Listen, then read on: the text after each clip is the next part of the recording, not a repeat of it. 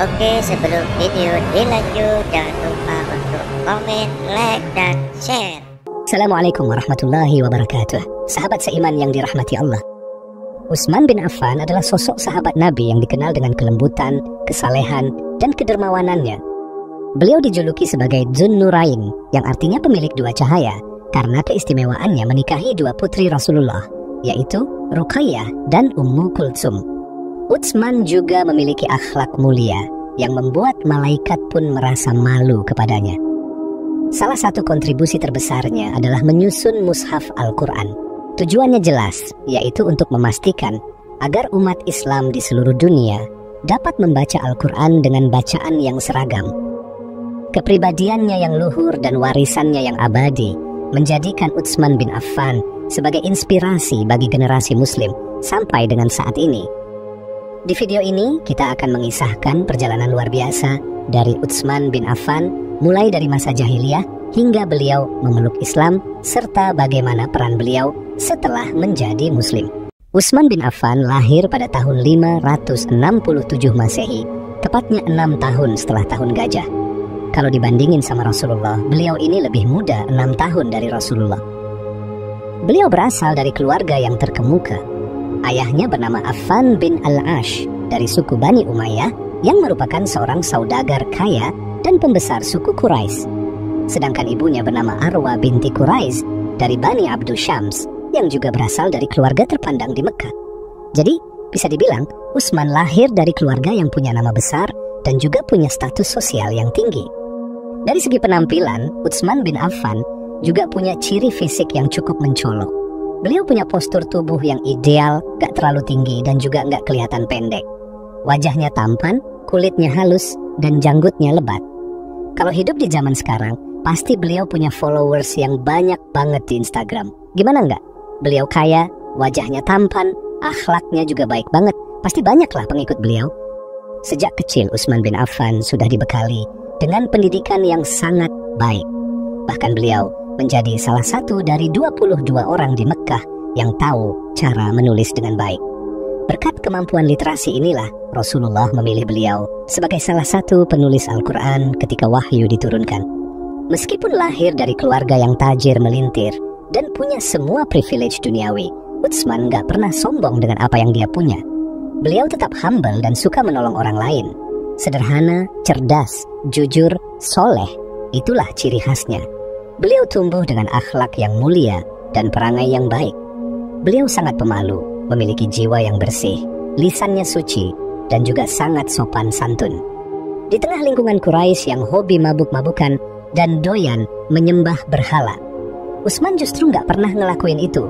Beliau nggak pernah mabuk-mabukan, nggak pernah berzina, dan nggak pernah menyembah berhala, apalagi sampai ngebunuh orang lain. Itu bukan Utsman banget. Utsman ini 11-12 lah kayak Abu Bakar di masa jahiliyah. Mereka berdua udah menjauhi hal yang dilarang itu sebelum Islam datang. Keren banget kan? Pada suatu pagi, ayahnya Utsman merasa tubuhnya demam dan dadanya sakit. Lalu ibu beliau memanggil seorang tabib untuk mengobati suaminya. Tetapi sakit Affan semakin parah. Affan merasa kalau ajalnya sudah semakin dekat. Lalu Affan berpesan kepada istrinya Arwa, "Wahai istriku, seandainya aku meninggal dunia, maka seluruh harta yang aku tinggalkan akan jadi milikmu. Kalau anak-anak kita, Utsman dan Aminah, sudah dewasa, berikan separuh harta itu kepada mereka." Arwa berjanji akan melaksanakan wasiat suaminya itu. Tidak lama kemudian, ayahnya Utsman meninggal dunia dengan meninggalkan warisan yang sangat banyak. Nah, warisan inilah yang nantinya menjadi modal Utsman untuk memulai perdagangannya. Setelah ayahnya meninggal, ibu Utsman yang bernama Arwa menikah dengan seorang pria yang bernama Uqbah bin Mu'aid. Ternyata Uqbah ini sangat boros. Dia doyan berjudi, suka mabuk-mabukan, dan suka berfoya-foya. Akhirnya harta yang ditinggalkan oleh ayahnya Utsman perlahan mulai habis. Utsman terpaksa bekerja sendiri untuk menyambung hidupnya. Begitu pula adiknya, Aminah, yang terpaksa bekerja sebagai tukang sikat. Pada suatu hari, orang-orang dari Bani Umayyah berkumpul untuk melakukan persiapan dalam memilih pemimpin baru Quraisy. Aku berharap banyak orang dari Bani Umayyah yang akan terpilih dalam pemilihan ini, kata Harb ayahnya Abu Sufyan. Aku juga berharap demikian. Aku yakin Marwan anakku akan terpilih, jawab Al-Hakam, pamannya Utsman. Bagaimana dengan Utsman bin Affan? Apakah dia punya peluang? Tanya Al-Hakam. Dia tidak layak jadi pemimpin, jawab ayah Abu Sufyan. Emangnya kenapa? Tanya Al-Hakam. Dia nggak taat sama agama nenek moyang. Dia nggak mau menyembah berhala. Karena itu aku menolak jika namanya diikutsertakan dalam pencalonan, jawab ayah Abu Sufyan. Malam itu, orang Bani Umayyah berkumpul untuk melantik pemimpin-pemimpin mereka yang baru aja terpilih. Banyak jabatan yang diperlukan seperti pemimpin tentara, pemimpin kabilah, pemimpin penjaga kebajikan, dan sebagainya. Al-Hakam berhasil mempengaruhi banyak orang agar mengangkat Marwan, anaknya, untuk menjabat posisi penting. Harb juga berhasil mempengaruhi banyak orang untuk mengangkat anaknya, Abu Sufyan, di posisi penting. Tapi sayangnya, Utsman bin Affan tidak mendapatkan jabatan apa-apa karena ia tidak lagi dipandang mulia oleh kalangan Bani Umayyah. Wahai ibuku, aku nggak kecewa karena nggak dilantik menjadi salah satu pemimpin dari Bani Umayyah. Namun, aku akan menunaikan wasiat ayah agar menjadi orang terpandang. Aku akan berfokus untuk berniaga. Ibu setuju dengan pilihanmu. Semoga suatu hari nanti, kamu akan jadi saudagar yang paling kaya di kalangan orang Quraisy, jawab Arwa, ibunya Utsman. Aku akan pergi ke Syam demi menggapai cita-citaku itu. Tapi, aku perlu modal untuk memulainya. Sedangkan harta yang ditinggalkan ayah sudah habis. Apa yang harus aku lakukan, wahai ibuku? Tanya Utsman lagi. Wahai anakku, harta yang dihabiskan Uqbah itu adalah bagian dari ibu dan adik perempuanmu. Sementara harta bagianmu masih disimpan oleh kakekmu. Pergilah kepadanya kalau kau mau mengambilnya, jawab Arwa. Utsman bin Affan merasa sangat senang waktu mendengar apa yang disampaikan oleh ibunya. Beliau pun langsung menjumpai Abu Al-Ash, kakeknya, untuk meminta harta yang diwariskan oleh mendiang ayahnya. Ketika sampai di tempat kakeknya, Utsman pun membicarakan apa yang udah disampaikan ibunya tadi kepada Al-Ash. Lalu kakeknya memberikan sebuah peti kepada Utsman. Ketika peti itu dibuka, ternyata benar apa yang disampaikan oleh ibunya. Semua harta yang ditinggal untuk Utsman masih ada di dalam peti itu. Mulai dari hari itu, Utsman mulai merintis bisnisnya demi mewujudkan wasiat ayahnya dan menggapai apa yang sudah dia cita-citakan. Utsman gak main-main dalam hal ini. Beliau sering banget keluar kota buat berdagang. Rutenya juga jauh, bisa sampai ke Syam dan juga ke Habasyah. Karena sering keluar kota, maka jaringan dan relasinya juga ada di mana-mana. Hasilnya, bisnis Utsman pun meledak pesat. Hal inilah yang menjadikan Utsman sebagai salah satu pedagang terkaya, sekaligus yang paling dihormati di Mekah. Meskipun Utsman bin Affan udah menjadi orang kaya, beliau masih memiliki sifat terpuji. Ia tidak pernah meminum arak, tidak menyembah berhala, dan tidak suka berfoya-foya. Dalam menggeluti dunia bisnis, Utsman bin Affan menjadi sahabat dari Abu Bakar As-Siddiq. Karena keduanya sama-sama mahir dalam berbisnis. Bisa dibilang, Utsman dan Abu Bakar sahabat yang sering tukar pikiran soal bisnis. Keduanya juga punya reputasi yang sangat baik. Bukan cuma terkenal karena kaya, tapi mereka juga dikenal sebagai orang yang sangat jujur dan dapat dipercaya. Karena kedekatan inilah yang akhirnya membuat Utsman memeluk Islam berkat ajakan Abu Bakar. Nah, kalau cari teman itu kayak gini guys, sukses bareng di dunia dan juga sukses bareng di akhirat. Jangan cari teman yang suka pinjam dulu 100, nanti bisa buat silaturahmi putus. Parah banget kan? Oke, yuk kita lanjut ke detik-detik masuk Islamnya Utsman bin Affan. Ceritanya dimulai saat Utsman ingin berangkat ke Syam. Saat itu beliau mengajak Abu Bakar untuk pergi berdagang bersama. Wahai Abu Bakar, besok aku ingin berangkat ke Syam dengan membawa 100 ekor unta yang penuh dengan barang dagangan untuk dijual di sana. Alangkah baiknya jika kau mau ikut denganku, kata Utsman kepada sahabat baiknya itu. Aku ada urusan penting di Mekah, karena itu kau sajalah yang pergi. Aku yakin engkau pasti bisa mendapatkan keuntungan yang banyak, jawab Abu Bakar. Boleh aku tahu apa urusan penting itu? Biasanya engkau tidak pernah menolak kalau aku ajak berdagang ke Syam, tanya Utsman dengan penuh penasaran. Ini ada kaitannya dengan Muhammad bin Abdullah yang digelar Al-Amin. Untuk sekarang aku rahasiakan dulu tentang ini. Nanti kalau kau sudah pulang dari Syam, aku akan kasih tahu, jawab Abu Bakar. Dan keesokan harinya Utsman pun berangkat ke Syam ditemani oleh pembantunya yang bernama Uzair. Ketika sampai di daerah antara Ma'an dan Arzarqa, Utsman merasa ngantuk berat. Akhirnya beliau pun memutuskan untuk istirahat sebentar di sana. Beliau pun berbaring di bawah pohon kurma yang rindang, dan gak lama setelah itu Utsman pun tertidur. Dalam tidurnya Utsman bermimpi didatangi seorang laki-laki. Lalu laki-laki itu berkata, "Wahai orang yang sedang tidur, bangunlah. Sesungguhnya seorang nabi sudah muncul di Mekah." Utsman pun terbangun setelah mengalami mimpi itu. Ternyata mimpi itu mempengaruhi pikirannya melebihi apapun yang pernah dia mimpikan sebelumnya. Ditambah lagi, beliau sering mendengar dari pendeta Yahudi dan Nasrani yang berkata bahwa akan datang seorang nabi yang membawa kebenaran kepada seluruh umat manusia.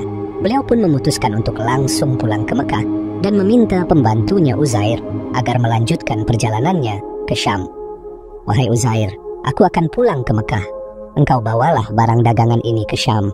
Setelah semuanya terjual nanti, segeralah pulang," perintah Utsman bin Affan. "Apa yang membuat Tuan tiba-tiba berubah pikiran? Apakah Tuan sakit atau ada sesuatu yang mencemaskan hati Tuan?" tanya Uzair dengan bingung. Lalu Utsman pun menceritakan mimpinya kepada Uzair. Setelah itu beliau langsung pulang ke Mekah dan Uzair melanjutkan perjalanannya menuju Syam. Akhirnya Utsman pun sampai di Mekah, lalu beliau pun pulang ke rumahnya. Sesampainya di rumah, Utsman disambut oleh bibinya yang bernama Su'da binti Quraiz. Su'da ini terkenal sebagai tukang ramal yang dipercayai di Mekah. Lalu wanita ini membacakan syair kepada Utsman. "Wahai Utsman, sudah datang seorang nabi yang membawa cahaya. Ia diutus dengan membawa ajaran. Didatangkan kepadanya wahyu petunjuk dan kebenaran. Ikutlah dia, niscaya engkau tidak tersesat." "Wahai bibi, apa maksudmu?" tanya Utsman dengan rasa heran. "Wahai Utsman bin Affan, sesungguhnya Muhammad bin Abdullah udah didatangin malaikat Jibril. Dia membawa cahaya kebenaran. Perkataannya mengandung hikmah dan kebaikan. Agama yang dia bawa juga membawa kesejahteraan," jawab Su'da sambil berjalan meninggalkan rumah Utsman. Setelah mendengar kata-kata Su'da, Utsman pun langsung bergerak cepat ke rumah Nabi Muhammad. Tapi sayangnya, Nabi nggak ada di rumah waktu itu. Akhirnya, Utsman memutuskan untuk menjumpai Abu Bakar di rumahnya. Ketika berjumpa dengan Abu Bakar, Utsman menceritakan semua tentang mimpinya. Lalu beliau menyampaikan apa yang udah disampaikan oleh bibinya. Mendengar apa yang disampaikan Utsman, Abu Bakar pun merasa sangat senang. Lalu beliau pun berkata, "Wahai Utsman, sahabatku, engkau seorang laki-laki yang penuh semangat dan tidak mudah tergoda oleh kesesatan. Karena itu kau dapat hidayah. Sesungguhnya apa yang kau mimpikan itu benar, dan apa yang disampaikan oleh bibimu juga benar.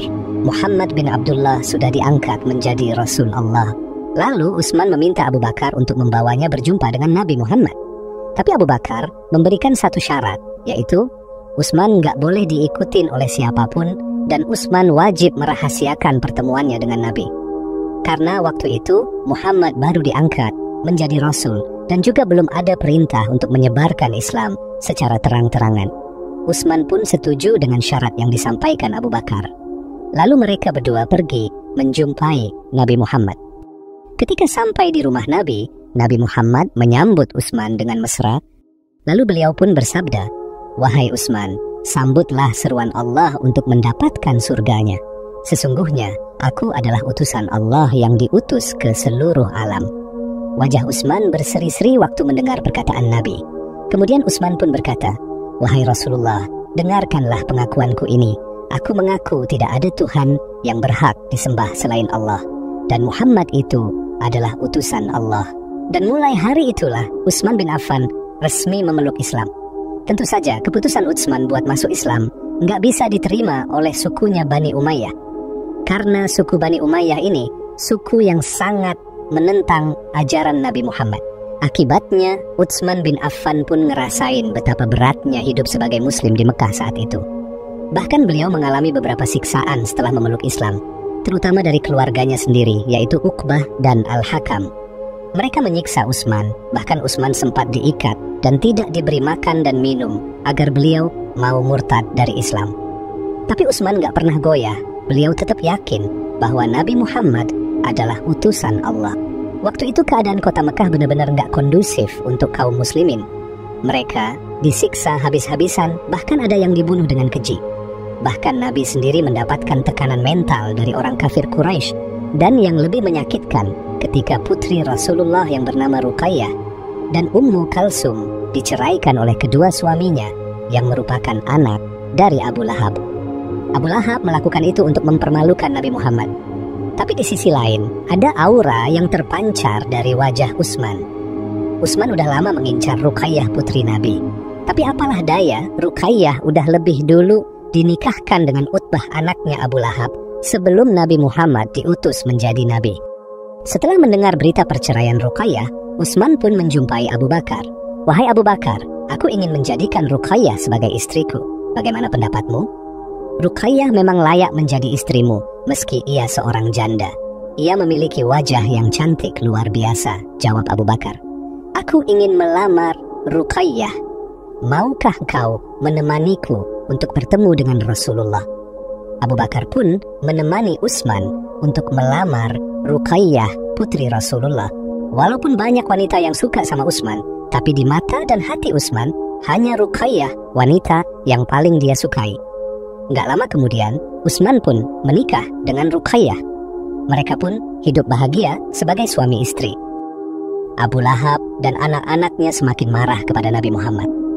Mereka pun merancang strategi untuk menghukum para pengikut Nabi Muhammad. Mereka memboikot semua hubungan dengan orang-orang yang udah memeluk Islam. Orang-orang kafir Quraisy mulai menekan mental kaum muslimin. Mereka nggak membolehkan kaumnya untuk bertegur sapa, nggak boleh melakukan perniagaan dan pernikahan dengan kaum muslimin. Akhirnya, Rasulullah menyuruh para sahabat untuk berhijrah ke Habasyah. Utsman dan keluarganya juga turut hijrah ke Habasyah. Tapi nggak lama kemudian Utsman dan keluarganya pun kembali ke Mekah karena beliau rindu dengan Rasulullah. Dan saat itu pula mereka mendapatkan kabar bahwa Hamzah dan Umar bin Khattab udah memeluk Islam. Sejak saat itu Utsman selalu mendampingi Rasulullah dan beliau udah nggak peduli lagi dengan tindakan orang kafir Quraisy kepadanya. Sampai akhirnya Rasulullah memerintahkan para sahabat untuk hijrah ke Madinah dan Utsman pun menurutinya. Ternyata hijrahnya Utsman membuat Al-Hakam sangat bahagia. Karena Al-Hakam bisa mengambil semua harta yang ditinggalkan Utsman, termasuk kebun kurma, rumah-rumah kedai, dan hewan ternak bisa dia miliki.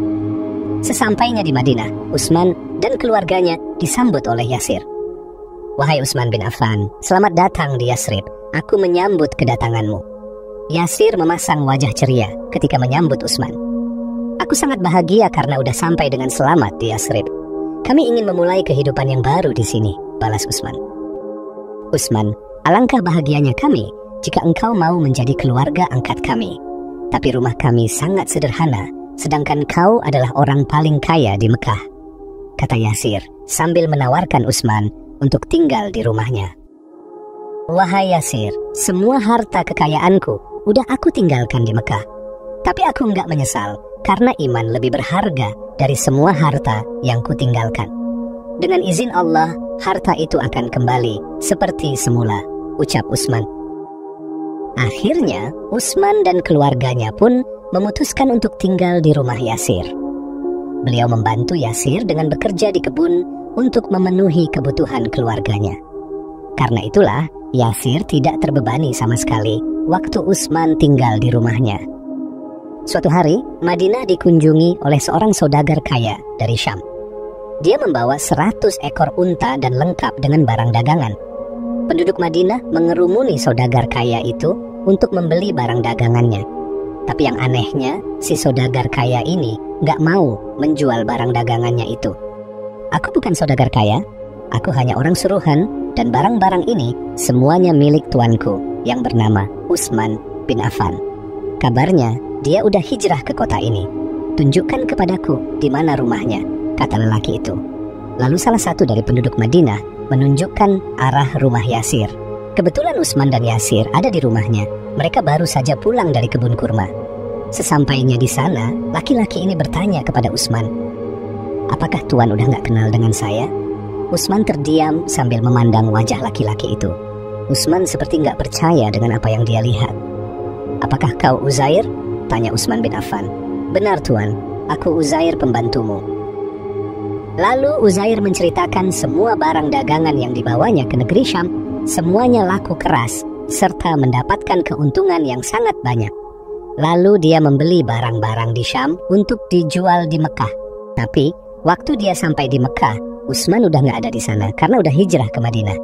Lalu Uzair pun membawa barang dagangan itu ke Madinah. Apakah orang Quraisy tidak merampas barang-barang dagangan yang kau bawa?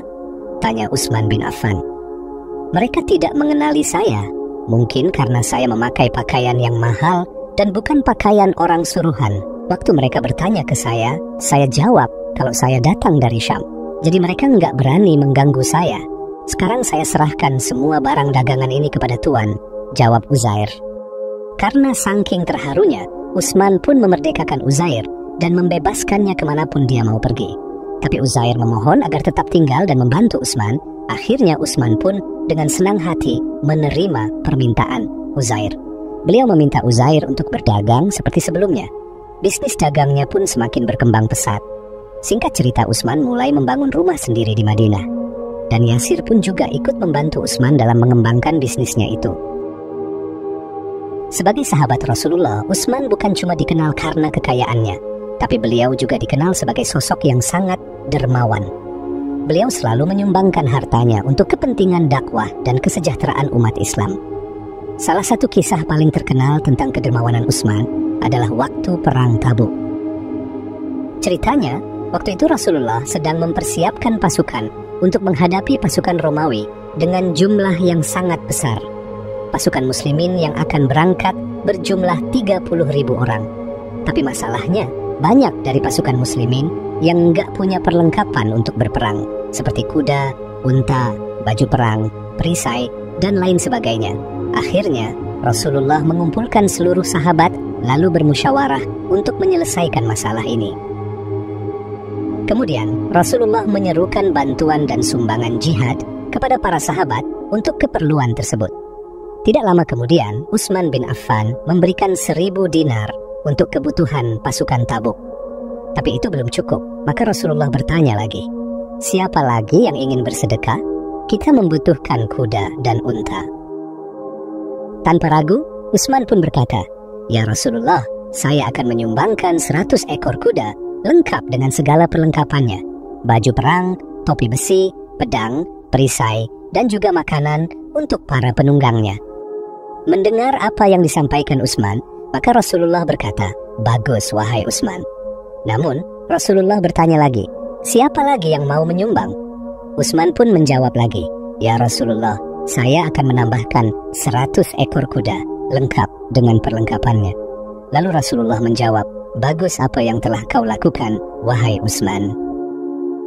Kemudian Rasulullah bertanya lagi, lalu siapa lagi yang ingin menyumbang? Karena cintanya yang begitu besar untuk bersedekah di jalan Allah, Utsman kembali menjawab, ya Rasulullah, saya akan tambahkan lagi 100 ekor kuda lengkap dengan perlengkapannya. Enggak terasa, total yang udah Utsman sumbangkan sudah mencapai 300 ekor kuda ditambah 1.000 dinar. Hal ini terus Utsman ucapkan hingga kuda yang beliau sedekahkan mencapai 900 ekor kuda. Rasulullah masih tetap meminta sumbangan dari para sahabat karena memang belum cukup. Apa? Utsman berhenti? Ini Utsman. Pantang berhenti kalau beliau masih bisa membantu. Beliau menambahkan lagi 90 ekor kuda dan ditambah 10 ekor unta. Ya Rasulullah, kuda saya tinggal 90 ekor, udah nggak ada lagi yang lain. Maka saya genapkan dengan 10 ekor unta agar menjadi 1.000 ekor. Nabi pun berkata, bagus ya Utsman, sumbanglah. Kemudian Rasulullah menambahkan, tidak ada yang bisa menghalangi Utsman masuk surga setelah apa yang dia lakukan hari ini. Lalu Rasulullah melanjutkan, siapa lagi yang mau menyumbang? Mendengar pertanyaan Rasulullah, Utsman langsung pulang ke rumahnya, mengambil 10.000 dinar dan menginfakkannya untuk pasukan perang. Melihat tindakan Utsman, lalu Rasulullah berkata, semoga Allah mengampunimu wahai Utsman atas apa yang kau rahasiakan dan atas apa yang akan kau tampakkan. Semua yang kau lakukan mulai sekarang, jika engkau salah, baik yang kau sembunyikan atau yang kau katakan, Allah pasti akan mengampunimu. Dan apapun yang terjadi di hari kiamat tidak akan membahayakanmu. Setelah itu, Rasulullah melanjutkan lagi, siapa lagi yang ingin menyumbang? Pasukan yang akan berangkat berjumlah 30.000 orang, makanya kebutuhan belum juga terpenuhi. Utsman pun pulang lagi ke rumahnya. Kali ini beliau membawakan 700 uqiyah emas. Kalau kita hitung-hitung sekarang, 1 uqiyah emas itu setara dengan 31 gram emas saat ini. Kisah kedermawanan Utsman gak berhenti di situ. Beliau juga membeli tanah seharga 25.000 dirham untuk perluasan Masjidil Haram. Selain itu, yang paling terkenal adalah saat beliau membeli sumber air dari rumah. Saat itu, kaum muslimin mengalami kesulitan mendapatkan sumber air tawar di Madinah. Rasulullah langsung mengadakan musyawarah dengan para sahabat untuk mencari solusi tentang masalah ini. Dalam musyawarah itu, Utsman bin Affan menyatakan sanggup menyelesaikan masalah ini. Utsman mendatangi seorang lelaki Yahudi yang ada di sana untuk membeli kolamnya. Kebetulan Yahudi ini punya 2 buah kolam, jadi Utsman berpikir setidaknya beliau bisa membeli salah satu dari kolam itu. Karena Yahudi ini tahu kalau yang datang ini adalah orang Islam, Yahudi ini nggak mau menjual kolam itu dengan harga yang murah. Utsman pun mulai melakukan negosiasi dengan si Yahudi. Bahkan Utsman bilang kalau dia sanggup beli kolam itu berapapun harganya, yang penting kami bisa mendapatkan air bersih. Tapi si Yahudi tetap nggak mau menjual kolamnya. Setelah negosiasi yang panjang, akhirnya si Yahudi ini memutuskan untuk menyewakan saja kolamnya. Tujuan Yahudi ini agar dia bisa dapat keuntungan yang lebih besar. Kalian tahu berapa harga sewa kolam itu? Harganya 12.000 dirham. Kalau kita ibaratkan sekarang ya, 1 dirham aja kurang lebih kalau dirupiahkan sekitar 4.500 rupiah. Sekarang coba kalikan 12.000 dirham, kurang lebih hasilnya 54 juta. Kan kurang asam Yahudi ini.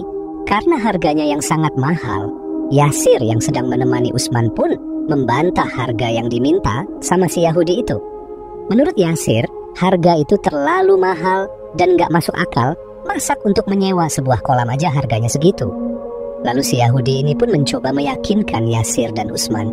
Kalau gak sanggup ya gak apa-apa, tapi percayalah, gak ada orang lain yang mau menjual kolamnya untuk kalian. Karena sekarang lagi musim kemarau. Karena memikirkan nasib kaum muslimin, akhirnya Utsman pun menyanggupi apa yang diminta oleh si Yahudi itu.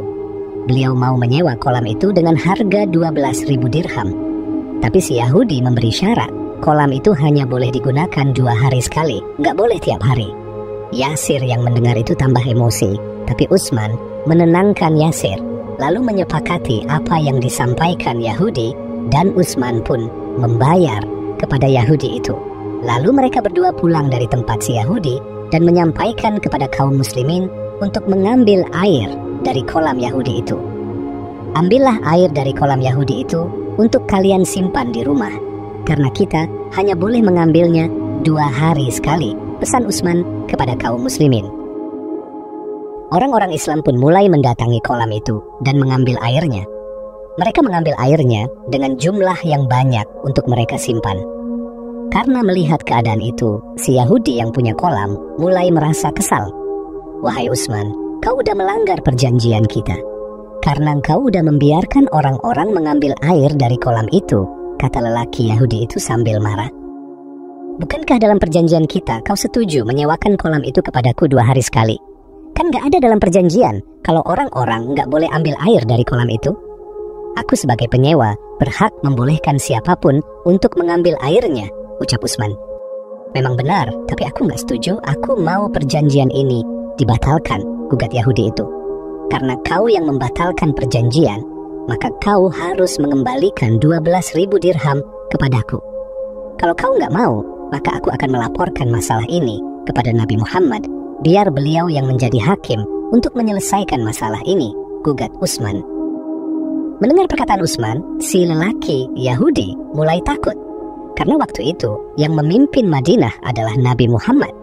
Akhirnya dia pun mau mengalah dengan alasan uang yang dia terima dari Utsman udah dia gunakan. Kalau engkau merasa rugi, jual aja kolam itu kepadaku. Berapa kira-kira harganya? Aku akan membayarnya, kata Utsman. Setelah berpikir panjang, si Yahudi pun mau menjual kolamnya dengan harga 35.000 dirham. Utsman pun sepakat dengan harga itu dan beliau membelinya dari si Yahudi. Dengan demikian, sumur itu sepenuhnya menjadi milik Utsman. Lalu beliau mewakafkannya kepada umat Islam sehingga mereka bisa mengambil airnya kapan saja mereka butuh. Dan fun fact-nya, sumur itu masih ada sampai sekarang. Karena ikhlasnya Utsman dalam bersedekah, dengan izin Allah, airnya masih tetap bersih sampai sekarang. Selain dikenal sangat dermawan, Utsman juga dikenal sangat pemalu. Saking pemalunya, beliau tidak pernah melihat kemaluannya sendiri. Setiap kali mandi, beliau selalu memadamkan lampu agar tidak melihat tubuhnya sendiri. Suatu ketika Nabi Muhammad berkunjung ke rumah Utsman, Nabi melihat rumah Utsman sangat gelap. Lalu beliau bertanya kepada putrinya, yaitu istri Utsman bin Affan, "Kenapa rumah ini gelap sekali?" Lalu istrinya Utsman menjawab, "Wahai ayahku, Utsman sedang mandi, saking malunya dia memadamkan semua lampu." Dalam riwayat lainnya, suatu ketika Rasulullah sedang berbaring di rumahnya dalam keadaan tersingkap kedua betis beliau. Abu Bakar pun meminta izin untuk menemui Nabi, dan Nabi mengizinkannya masuk, sementara beliau tetap dalam kondisi tersebut. Gak lama kemudian, Umar pun datang dan meminta izin untuk masuk, dan Nabi pun mengizinkannya masuk, sementara beliau dalam posisi yang sama. Namun ketika Utsman yang datang, beliau langsung duduk dan membenahi pakaiannya, lalu mengizinkan Utsman masuk. Ketika Utsman pulang, Aisyah radhiyallahu anha bertanya kepada Rasulullah, "Kenapa engkau nggak membenahi pakaianmu ketika Abu Bakar dan Umar datang? Tapi begitu Utsman yang datang, engkau langsung duduk dan membenahi pakaianmu." Lalu Rasulullah menjawab, "Tidakkah aku merasa malu kepada seseorang yang malaikat pun merasa malu kepadanya?" Begitulah Utsman bin Affan, beliau selalu merasa malu kepada Allah, karena Utsman sadar akan segala kekurangannya dan selalu merasa rendah di hadapan Allah Subhanahu wa Ta'ala. Wallahu alam bisawab.